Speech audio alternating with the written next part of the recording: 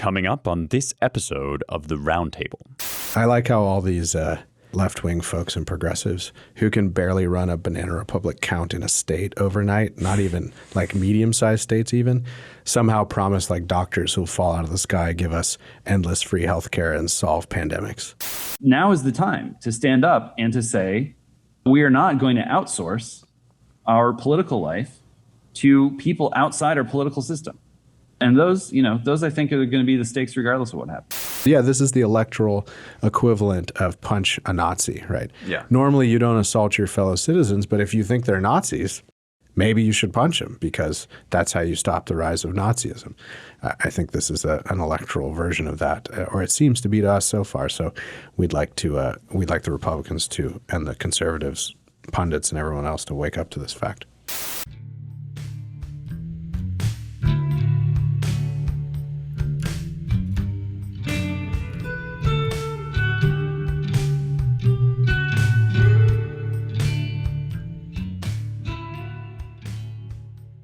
Welcome once again, everyone, to the Roundtable, the Publishers and Editors podcast here at the American Mind at the Claremont Institute.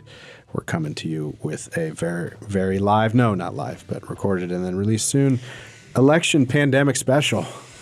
Oh, Spencer is sighing in anticipation. Yeah, see, that sounded like anticipation. That's how I feel. I'm your host, Brian Williams, president of the Claremont Institute, publisher of the Claremont Review Books and the American Mind, joined by Matthew Peterson, vice president of education and founding editor of the American Mind, James Pullis, executive editor of the American Mind, David Barr, director of publications for both American Mind and the Claremont Review Books and whatever the hell else we decide to publish, and Spencer Clavin, associate editor of the American Mind and the Claremont Review of Books. Did I miss anyone? No, I didn't. We're all here. So it's Wednesday after election. You all will probably hear this on Thursday once Jake edits it and bleeps all our swear words out and uploads it to the internet. What will be left after? Yeah, right. So we won't give you any breaking news about the election. That's not how we do things here. Just cold, hard analysis. We should hear from Arizona in about 20 minutes. We might comment on that if Jake sees anything interesting, but probably not. The race is on: Pennsylvania, Arizona, Nevada. Nevada was 8,000 votes last time I checked, although after teasing us with reporting tonight, they decided to fall back on their original fallback, which was a retrenchment from their original plan, which is suspicious, to report tomorrow at noon. So anyway, we await all that. We wanted to emphasize the political and separation of powers and constitutional nature of all this stuff and to dispel some misconceptions. Not that our wise listenership requires much of this. They follow what we write and you're savvy yourselves. So, but one of the mantras being repeated by the left and the annoying media left and the annoying Twitter left is, shut up and count the vote. Count the vote. I would just like to point out that there is no mystical connection between the national popular vote and the presidency. There is no mystical connection even between the state-by-state vote and the presidency. What do I mean by that? Well, a lot of states pledge their electors automatically to go along with whoever won the popular vote in their state. Some states split that up just a bit, as we see in Maine and Nebraska. And then other states, it's kind of by custom and practice always done, but there's no punishment for faithless electors, as they're called. So envision the following scenario. None of us here, I don't think it's any more than 50-50 at this point, so I don't mean to doomcast, as the kids say, but suppose Biden squeaks by with 270. He's an old man. The psychological pressure will be extreme. We all think he's going to be out by March or April. Anyway, imagine the following scenario. You've got roughly 20 states that do not punish you at all for being a faithless elector. And these people have all been chosen already. You don't pick them now to do what you want them to do, depending on the outcome of your state. So it all goes to the Electoral College, which is normally pro forma, but this time squeaking by a struggling Biden, obviously losing it, maybe even a little more incoherent than normal in some performance. Who knows? Doesn't matter. It only takes one of those crazy bastards to defect, and then you're thrown into 269 or whatever scenario, even fewer than that. So 20 states with over 100 electoral college votes for which those electors wouldn't necessarily have to go with how their state went. Most of them would. It would probably be a scenario, if at all, of one or two weird ones throwing it back to the House. Well, really, it would go to the Electoral College. So December 8th is when all the states have to send their elector slate. And then they have to meet by December 14th. And then they have to come to a majority consensus to pick the president. If they don't, they need to certify by December 23rd. If they don't, it's then thrown to the House, where the House delegations from each state vote one vote apiece from the states. And if that were to happen, as we gamed out in our war game, the Claremont Institute did with the Texas Public Policy Foundation, we can put a link to it in the show notes. Then it goes right now. It would go, as we've seen from the results of House races, the state delegation balance has not shifted. The Democrats did not have a blue wave. Republicans picked up actually a dozen House seats, it looks like. It hasn't changed the balance of power in the state delegation race, but even though the Democrats control the House, the Republicans have a majority of the state delegations. So presumably they could reelect Donald Trump. That would be quite a ride.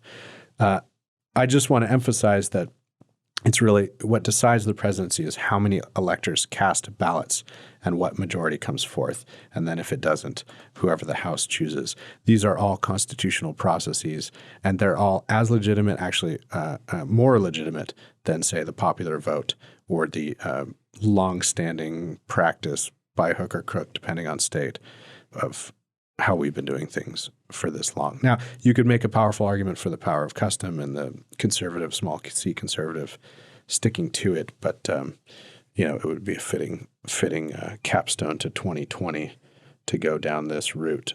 I will just say that the interesting thing is, were there to be crazy shenanigans that were proven in Michigan or in Pennsylvania or in Wisconsin or even Arizona. I didn't actually look up Nevada, but the House and Senate in Pennsylvania, the House and Senate in Wisconsin, the House and Senate in Michigan are all controlled by Republicans.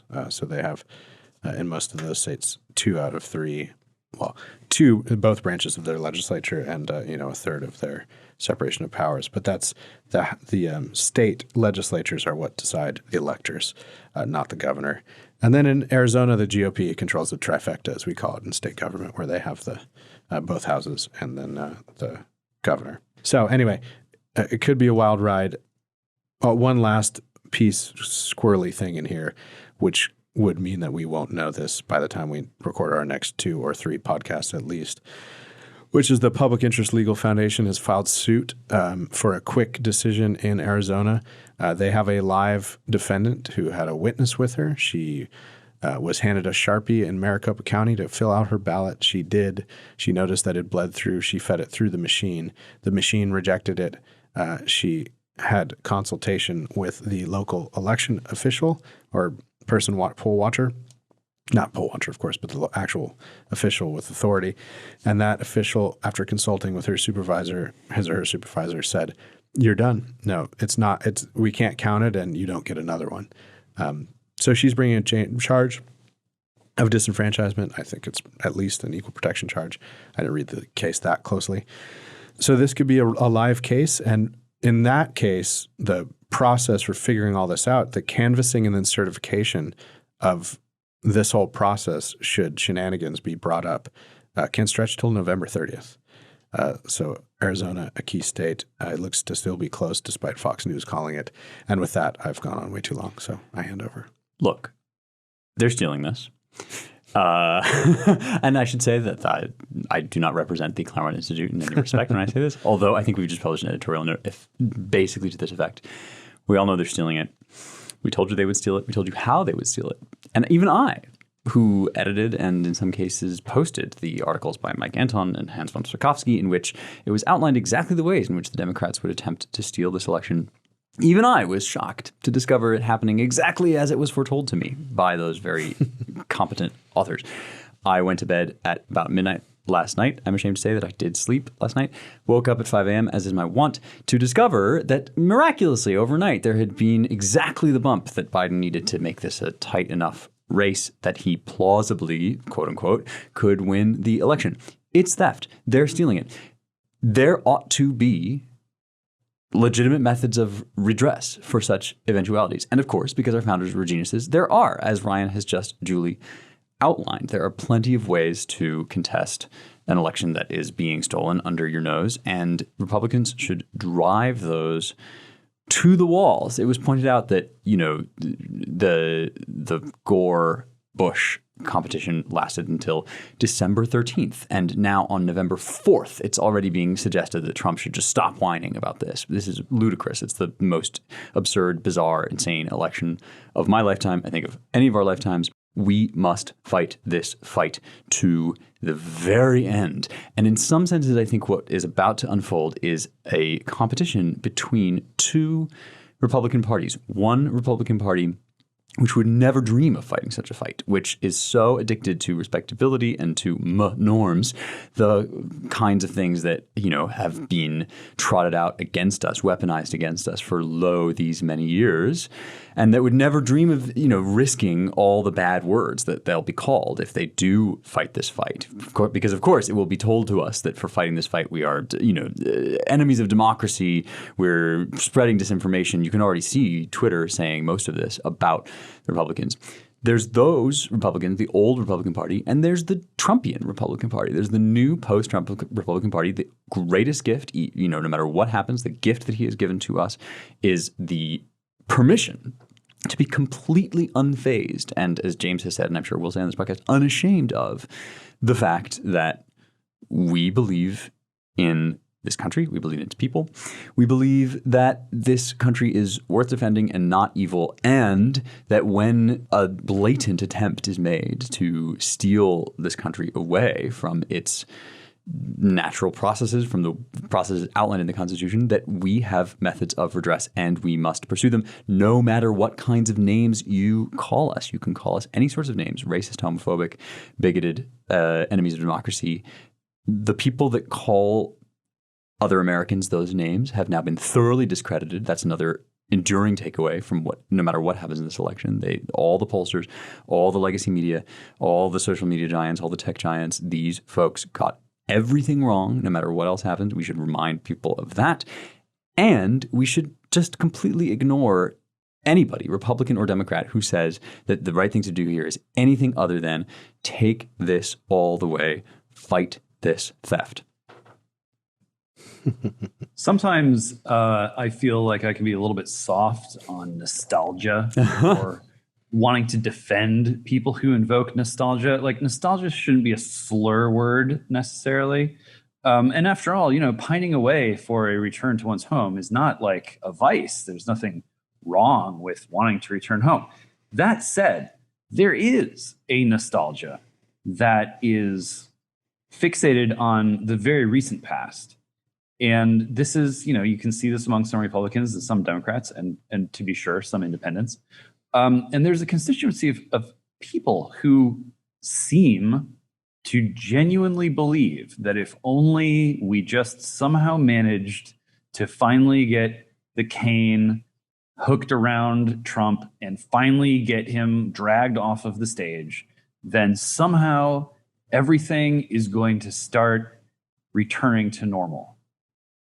And I wish that I could figure out how to communicate with these fine American people because they're so mistaken about what time it is and what world we're living in and why we are there, that it is clouding their judgment to a degree that doesn't just have to do with what will become of Donald Trump, but has to do with what will become of America and indeed what will become of themselves.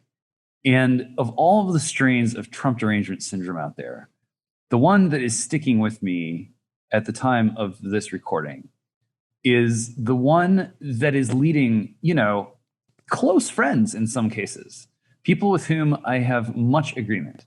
You can hear in their sort of tone of their voice as they have been discussing the events of the post-election night free-for-all, this wistful longing that, like, perhaps it's not too late to just fade Donald Trump back into the background of American life, and the green shoots of normality will return.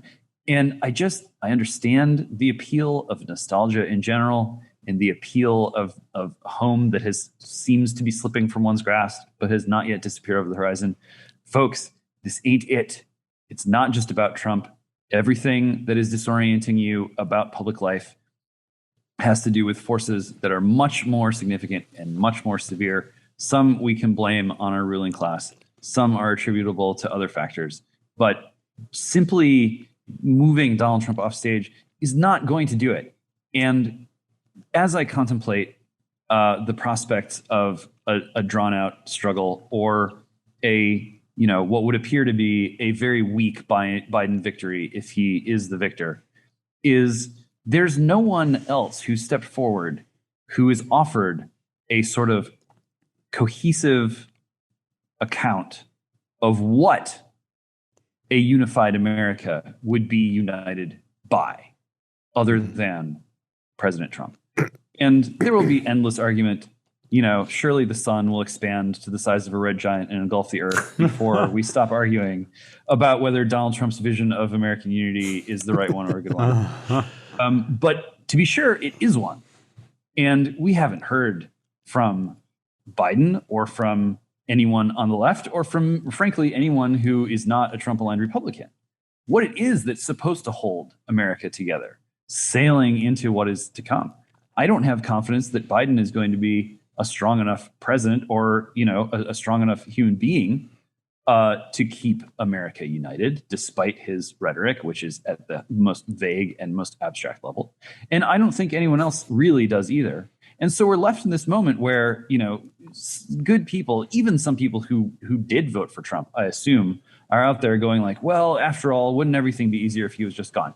And the answer is going to be no. And I'm happy to go on the record about that. And I think it needs to be discussed. And I think that, that it's not being discussed. So it's partly because Trump has enemies and partly because of this strange nostalgia for an America that is not just going to jump onto the stage once and if Trump steps off. Yeah, I was trading an exchange with one of our former fellows from recent years who would like to remain anonymous. He made a very good point, which is I like how all these left-wing folks and progressives who can barely run a banana republic count in a state overnight, not even like medium-sized states even, somehow promise like doctors who'll fall out of the sky, give us endless free healthcare and solve pandemics.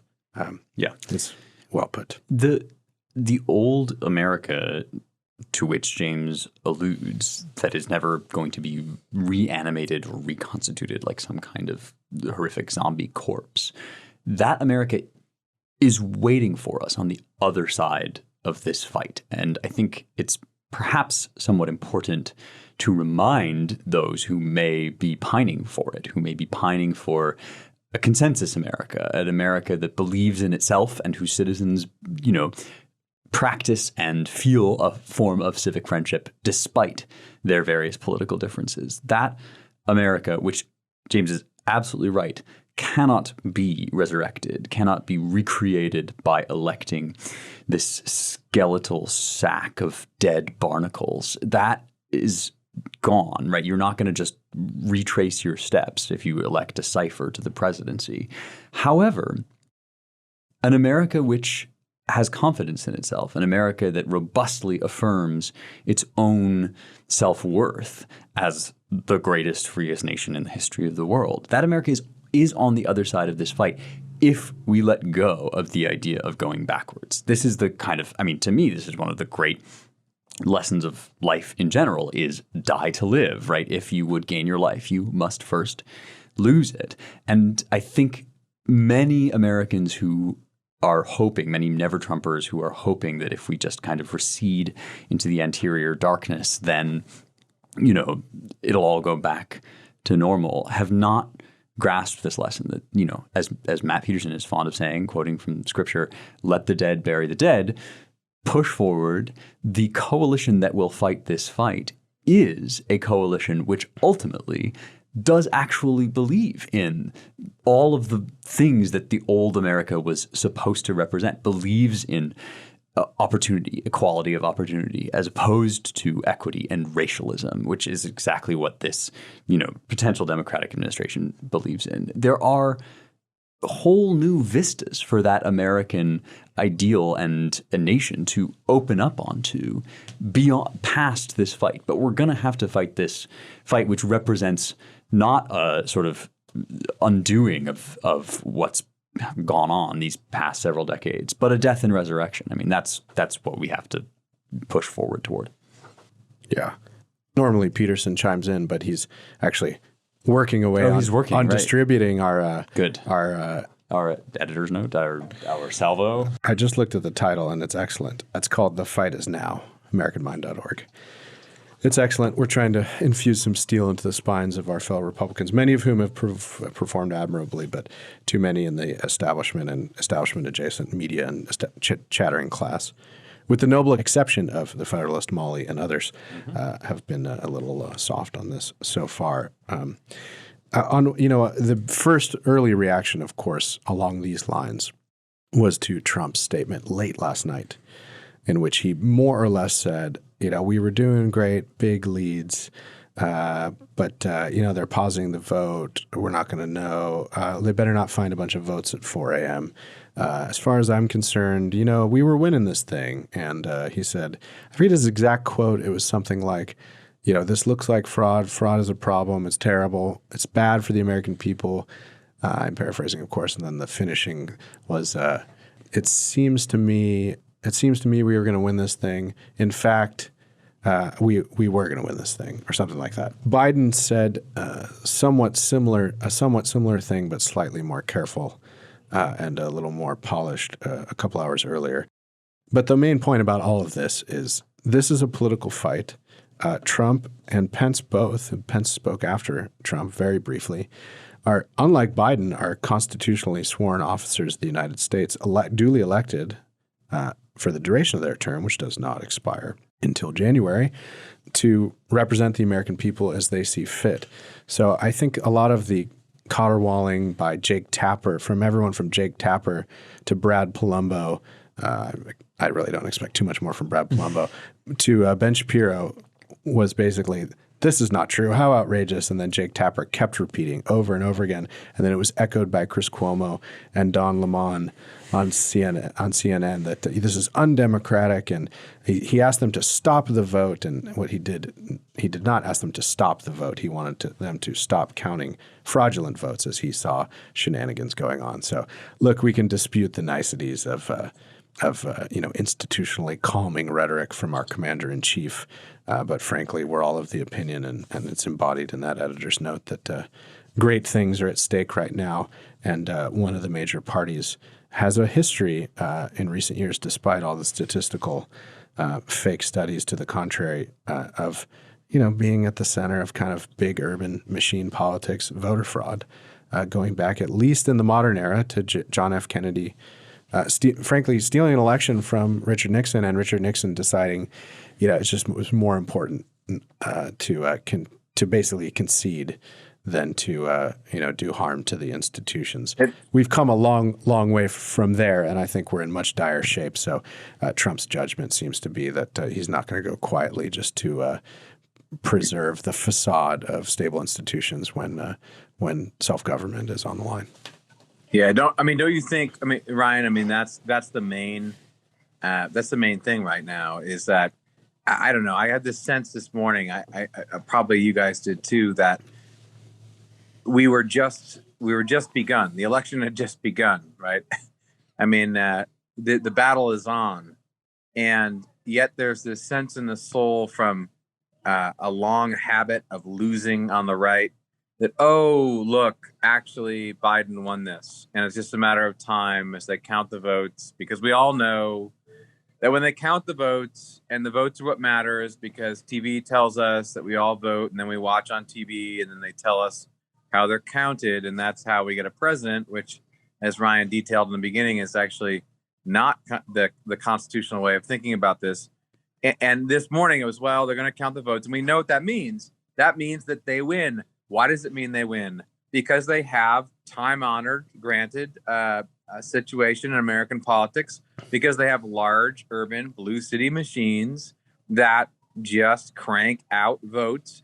And their fail-safe was setting things up by changing the rules, changing the laws midstream in the middle of an election, hundreds of lawsuits to change the normal procedures of voting in America, such that they had a fail-safe of being able to, in a disputed state, count the votes, have more time to assemble those large blue city urban machines to ensure that they win. And there's 1,000 ways to do that. This is a science in places like, Philadelphia, Detroit, Milwaukee. Look, these are places where there is no other party, right? So it's not as if there's competition between Republicans and Democrats. There's just a Democrat machine that decides who wins amongst the Democrats. So these are the places where you would want to stop everything and be able to try to take make your stand at the end. So I think Andrew Bush sent in a late memo to the American Mind tonight. We published, besides our editor's note and also Michael Anton's continuing commentary based on his coming coup article about what's going on now. It's all there. But Andy Bush is just an academic who's knowledgeable about election stuff. He makes the point, it's not just the fraud, though. They changed a number of rules in questionable ways in order to better themselves and structure things so that the vote went better for them. And Pennsylvania is an example of this. The Supreme Court has sort of dodged and refused to address some of these questions, but we can't sit here and pretend as if this is a normal procedure playing out right now where the Democrats are just going to, count the votes and the election's over. They changed the procedures. They did that in a million different ways. And the right really has just begun to fight back, and the administration will fight back now. But I think the main point that everyone needs to realize is this election is ongoing. And here's the thing: regardless of all the legal stuff, as we say in this statement, many of us all kind of came to this conclusion on our own, coming together and putting the power rings together. I mean, this will not be won just in the courts.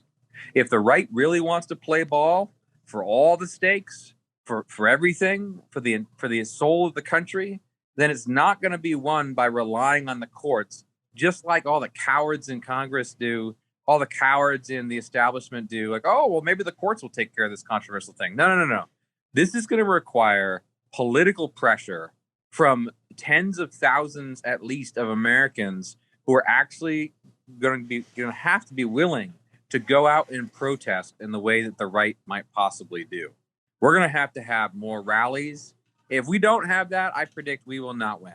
But if we do have a popular uprising and Trump helps instigate this, huge rallies, right? Big events where we all go out and say, you know what? To hell with this. We are done with these shenanigans.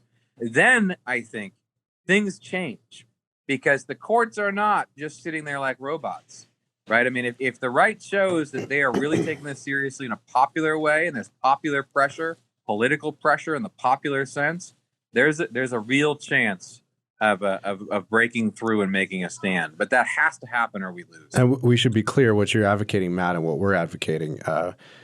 It was a quick and punchy op-ed, so we didn't go through all of that. But the point of influencing the court is not to influence them on behalf of a plebiscitary movement for them to not do their duty, but rather to steel them to do their normal constitutional duty, which is to uphold the constitutional processes for counting all these things, which lies not in state Supreme Court decisions allowing the changing of deadlines, for example, Pennsylvania, of counting votes, counting mail-in ballots that were received up to 3 days after the election when the legislature said the day of the election, and without signatures, or with postmarks or no postmarks that are fine as long as the preponderance of the evidence shows that they were cast before Election Day. I can see a few avenues where you could figure that out, but it'd be really tough. I mean, that's what we're against, is the kind of the mucking about. The popular opposition and the rhetorical argument on behalf of it from the right is in service ultimately of legal constitutional processes. Yeah, we just have to continually remind ourselves and others that we're not fighting to steal the election. We're fighting to legitimate the election. And this is it's remarkable to me how difficult this is and will be. I mean, anybody that thinks this is not going to be hard is kidding himself, because the sheer surround sound of fantasy work that has gone on, I mean, it's gone on for my entire lifetime, but it's been particularly acute over the last 48 hours, dedicated to recreating the world in the image of a Biden victory. That's not going away. And anytime we raise any of the concerns that Ryan and Matt and James have now eloquently articulated, the story is going to be that we are trying to undo democracy. And that story doesn't depend on any of the constitutional arguments that we've made here tonight. It's not related to them even remotely. It has nothing to, I mean, the word democracy doesn't appear in the Constitution. It's not, the arguments about democracy are not related to constitutional probity. They're related to rhetorical acrobatics and incantational arts, which exist solely to do one thing, and that's to make us ashamed as if we're evil. What we're actually trying to do is reassert that what's going on in this election is absolutely absurd. I mean, the furious efforts to keep counters away from the polls, to keep watchers away from the polls, the just total lack of transparency about why was Nevada going to be on Friday, going to release its count on Friday, and then it's going to release its count tomorrow. And, you know, we've just decided, what are they doing? The American people have 100% a right to know. We should never have gotten to this point. We should already have been this up in arms back when they were saying, well, coronavirus means that we have to do early voting and mail-in voting for everybody in the country, when now the CDC is saying that if you literally have coronavirus, not just if you are in quarantine or you're unsure, but if you are actually positive for COVID, get in line and vote, right? We should already have been raising the flag about this stuff. We haven't really in a dedicated enough way, except at the American Mind. And so now we have to do it again, and we'll be told that this is absurd and evil and wrong. And we must dedicate ourselves to truly believing what is true in our hearts, that we're not trying to steal this election. They're trying to steal it.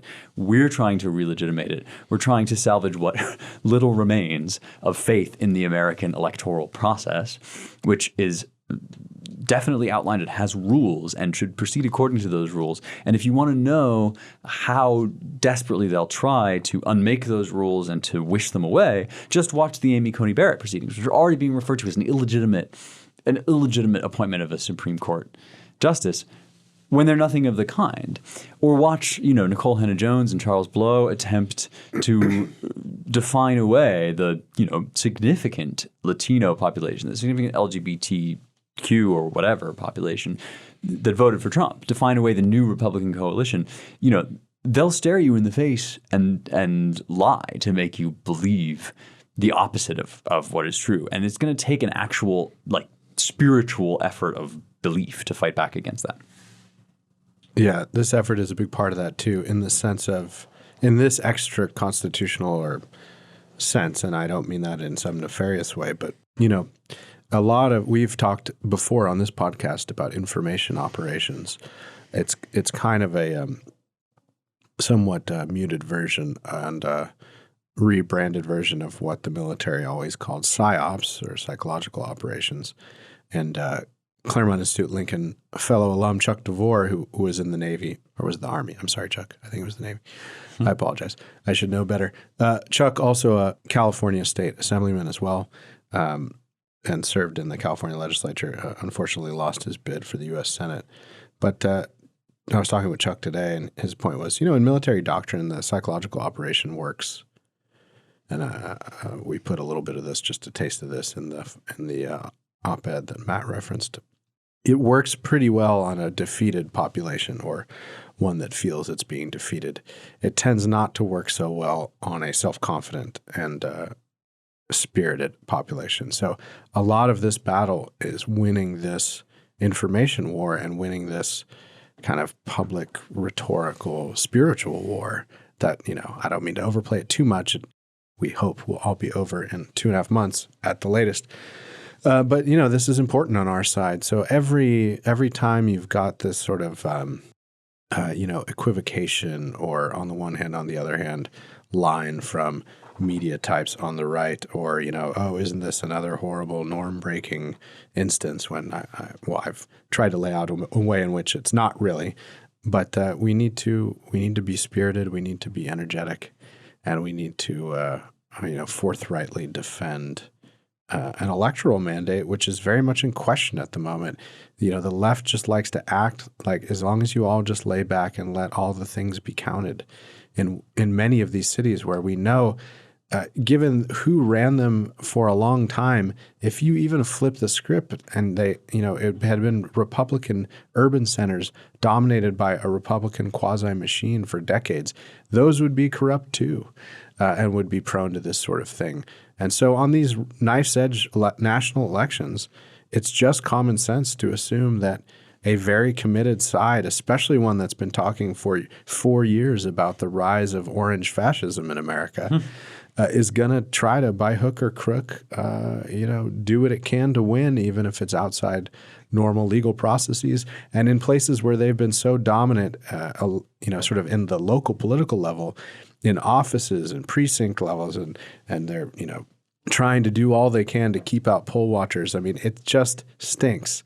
And it's not norm destroying to say that it stinks and to say that it should be, rectified. I had this, I was just texting with my wife earlier today, and she raised the good point, which I just raised and stole from Amelia, which is, if they think he's a fascist, I mean, you do almost whatever you can. And I said, this is the electoral equivalent of punch a Nazi, right? Yeah. Normally you don't assault your fellow citizens, but if you think they're Nazis, maybe you should punch them, because that's how you stop the rise of Nazism.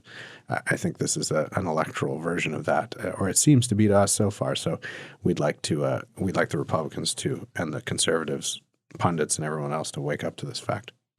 Well, this is why the calls for unity, however sweet sounding, coming from Biden people, Biden supporters, run into this buzzsaw. I mean, you can't call for unity and turn toward the people who you've called racists and white supremacists and fascists and Nazis and say, well, you have to join with us because, maybe we're not going to call you those names anymore, or maybe we're only going to call you 2 of those names instead of 3. It's not convincing, but it's also like an affront to one's basic pride and dignity. That was a norm violation. And to invoke unity in the name of the norm, which was just so flagrantly, shamelessly violated, evinces, bad faith at best, and just a sort of like venal and moronic impulse at worst. So, again, it's difficult for me to understand how a political movement or any kind of governance structure led by a Joe Biden would be able to go beyond the kind of thin rhetoric that he has offered over the past 24 hours and move people in a direction where they're going to feel like there's a sort of civic reconstruction process that they can participate in. Biden already has the transition website up, buildbackbetter.com, notorious as the slogan of the Great Reset people all around the world, from Melinda Gates to, I'm sorry to say, Boris Johnson and others, where, the plan for unity that's coming down from on high, from Trump's staunchest enemies in the deep state and in the international community, is a plan where, where citizens are told what to do and are herded into a managed democracy that is international and that is forever in the hands of unelected people. That isn't the kind of unity that Americans believe in. I think, even Americans who may not have voted for Trump. And it's certainly not the kind of unity that is consonant with our form of government. And if there's no challenge and no viable option to that kind of plan coming from leadership in any direction, then the populist uprising that brought Johnson and Trump and many others to power around the West is going to intensify, and it is going to strengthen. And if the only way of responding to that kind of uprising is to fall back on fascist, racist, white supremacist lore, regardless of the ethnicity of the populists. You got Charles Blow in the New York Times saying, well, Latinos can be white supremacists too. I mean, where does it end? And the answer is there is no limit. There is no rhetorical limit once they've adopted that position that they have. So I don't know, of course, how the next sequence of events is going to play out here. But if Trump supporters, and you don't have to be a Trump supporter to do this, just an American of any stripe, now is the time to stand up and to say, we are not going to outsource our political life to people outside our political system. And those I think are going to be the stakes regardless of what happens. Yeah. James, I'm curious what you think about this. Given, I rehashed this a bit on one of our features for Substack. Tell me what you really think when I was talking to Spencer today on a quick little segment. Free now, but eventually we're going to put it behind a paywall, all this great goodie stuff. Very cheap though. Sign up. $5 a month. It'd be very cheap. And if you don't like it, you can cancel anytime. But anyway, what I brought up, James, was, Nikole Hannah-Jones, we talked about this before, the 1619 launching essay, she seemed to imply pretty firmly that, because of Black Americans' unique history of slavery and being brought here and everything else, they were kind of the leaders and the vanguard of social justice in America, which is increasingly taking, we think, and seems to be proven by the coalition and the rhetoric that Nikole Hannah-Jones is at the head of, a kind of ethnic constituency or cobbled together group against the dominant white majority and its many ills. She says in that opening piece for 1619 that really the leaders of social justice in America from the time they were brought here and through their struggle with slavery, and then the sort of capstone being the civil rights movement, and then forward, now bringing with it all the other groups, whether they be the LGBTQ community or new minority groups or whatever else. So from Charles Blow and Nikole Hannah-Jones's perspective, are they, meaning, Black Americans, Charles Blow and Nikole Hannah-Jones, the ultimate arbiters of who is and who is not in or out of this coalition at which they're the head of? I think there is a wave of serious meme strain washing over this country and the world, and people who march very boldly into the public square with what they think are these kind of airtight memes like Black Lives Matter and social justice is better than simple justice, whatever the slogans may be.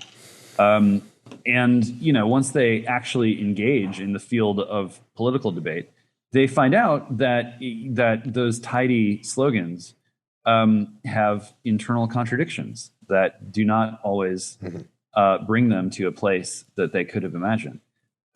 So what struck me about the returns in this election is that it has now been proven, I think beyond a shadow of a doubt, that whatever identity you may have, it is still possible that you may be a Trump supporter.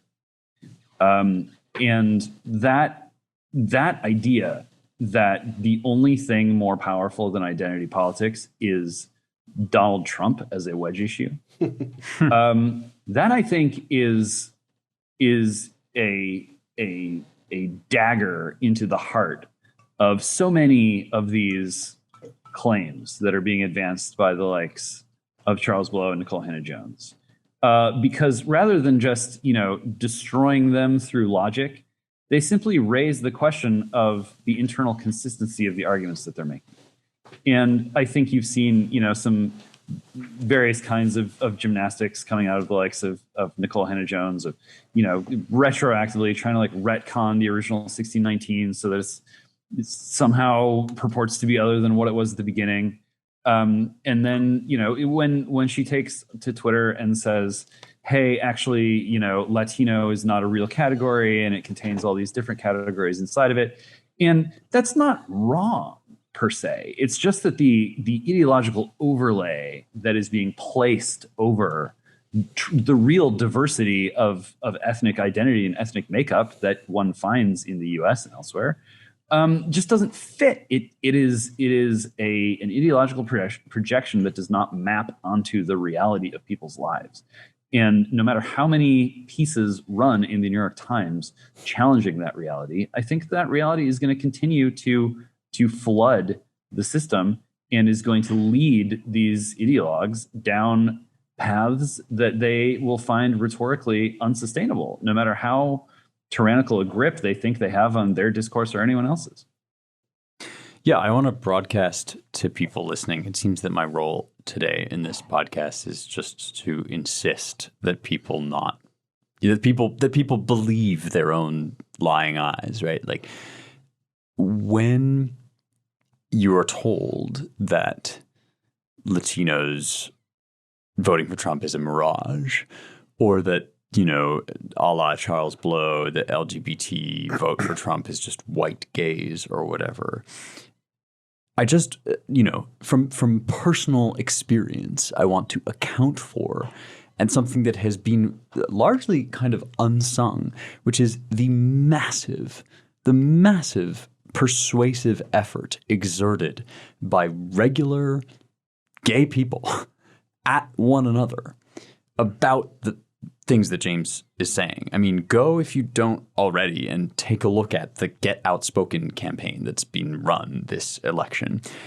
Whatever happens, there has been a huge electoral victory for that campaign. There are real people, friends of mine that I know, out in the field right now making this argument and winning. And so all of the effort that they are dedicating to undoing that is just that. It's cope, as we say, right? I mean, this is genuinely happening.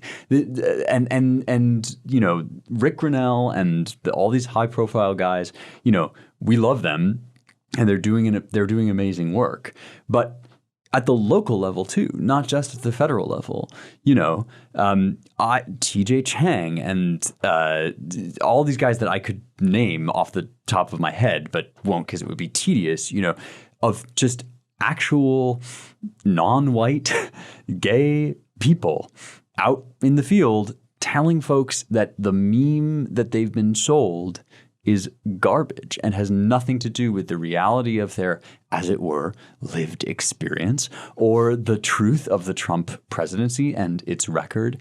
And the numbers demonstrate that. That's not going away. It's not something that you can, fabricate out of existence by calling it white, which is a name that at this point just means thing I want not to exist.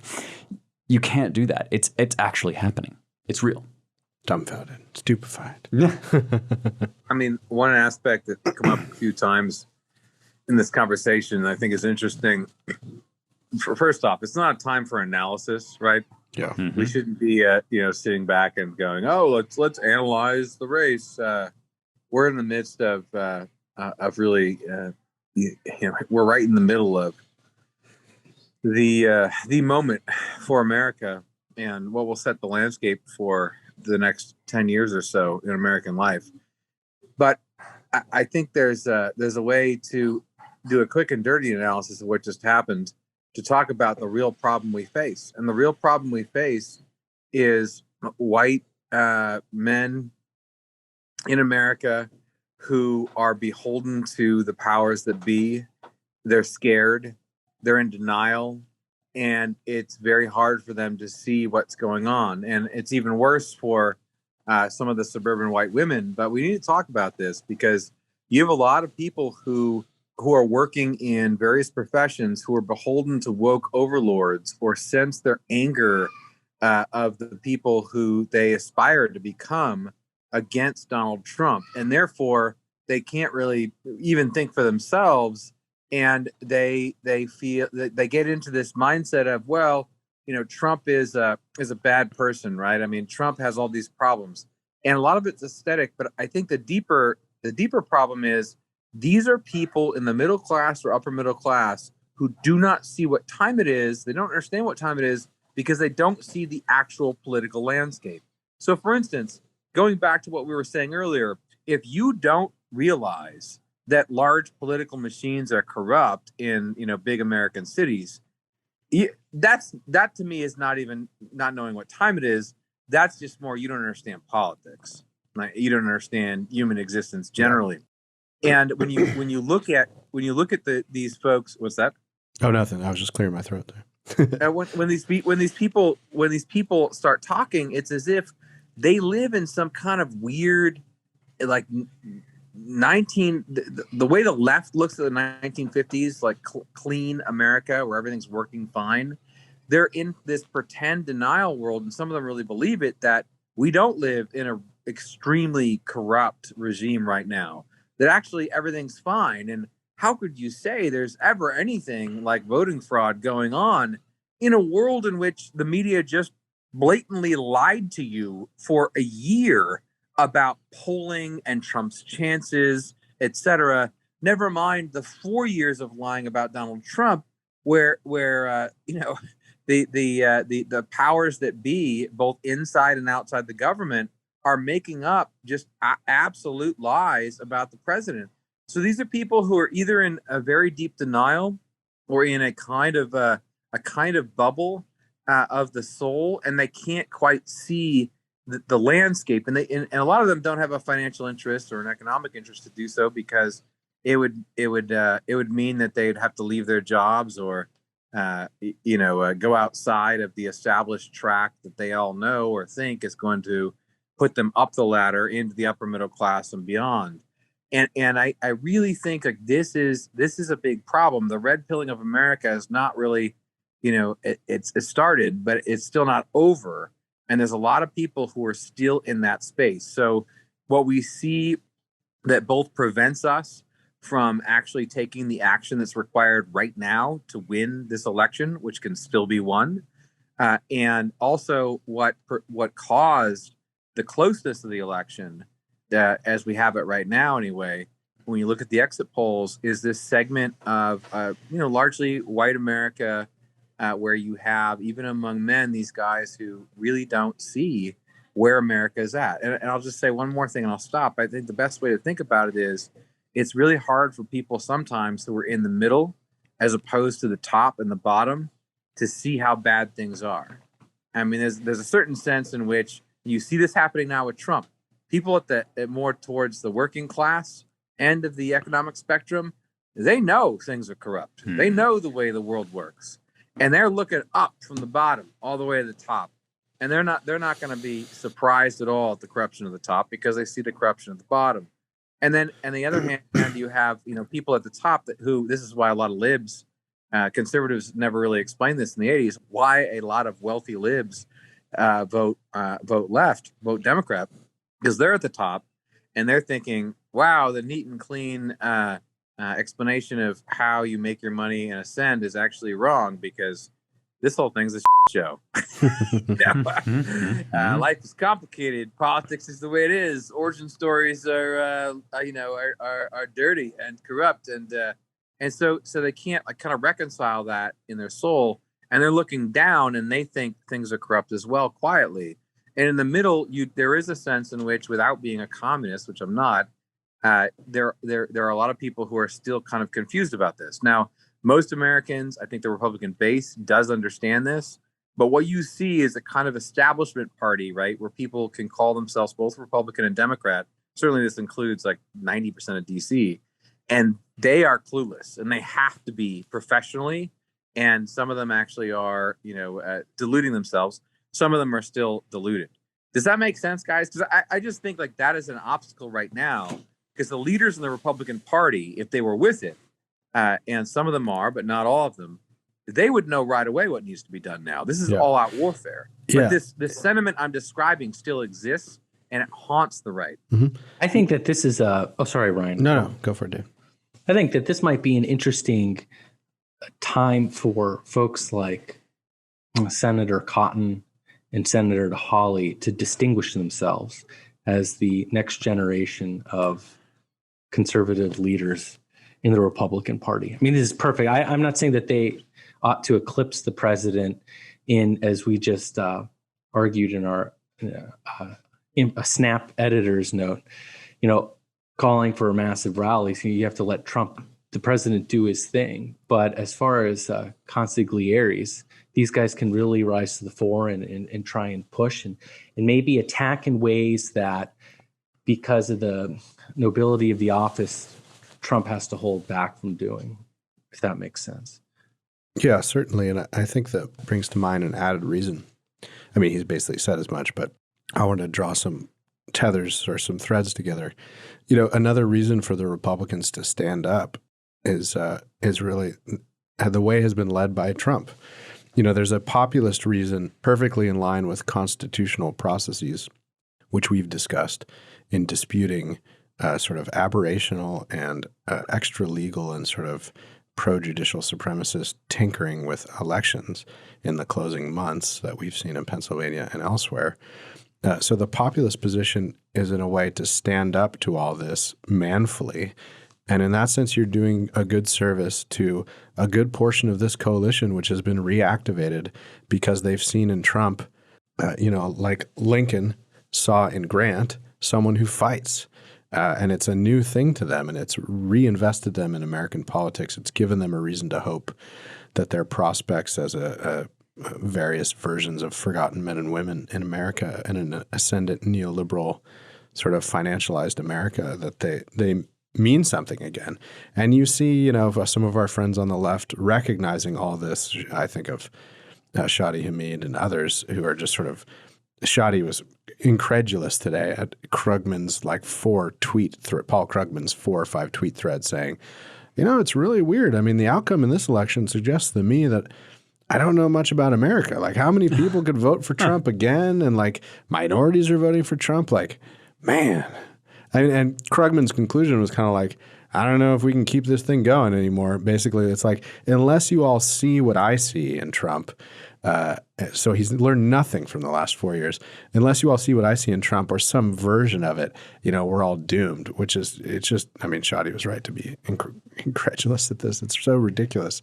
But it's just an added reason to not cuck out, as we say, from the right on this. And to insist manfully not on extra legal populism and mere street warfare to wrest the results of an election from the other party, but rather to insist on a legal and fair process, which is set by state legislatures and set through the Electoral College and its processes.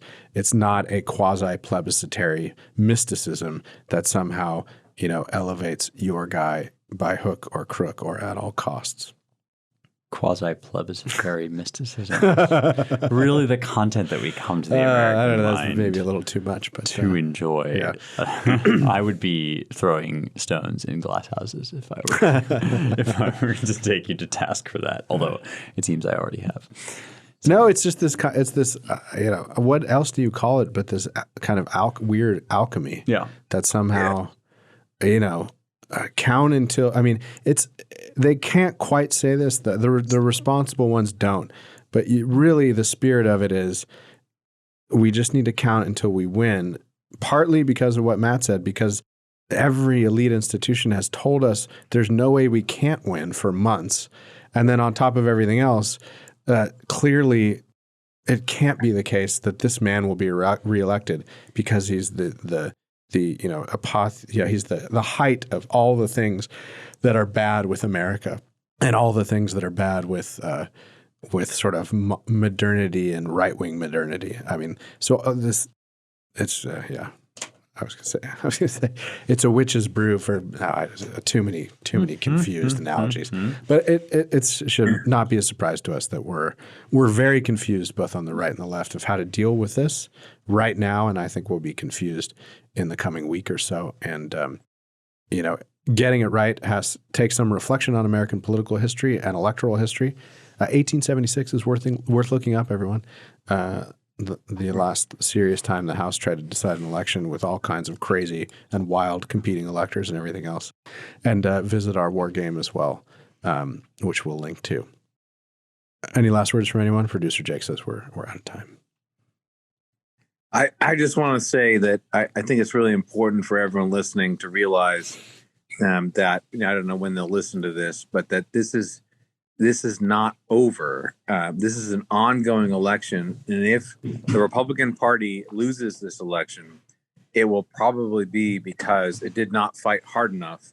It did not fight as hard as the left is going to and is right now. Yeah, that's right. And it hasn't for years. And that's partly our point, is to, wake up, folks.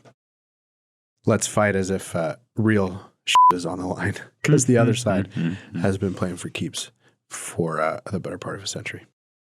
Well, with that, thank you all for listening to the Roundtable. If you want to learn more, visit our websites at americanmind.org, claremont.org, and claremontreviewbooks.com. Don't forget to give us a 5-star review and rate us and share us and subscribe on Apple Podcasts or wherever you get your podcasts. Thanks to the production and engineering crew, Jake Gannon and Annalisa Lee. Thanks, everybody. Talk to you next week.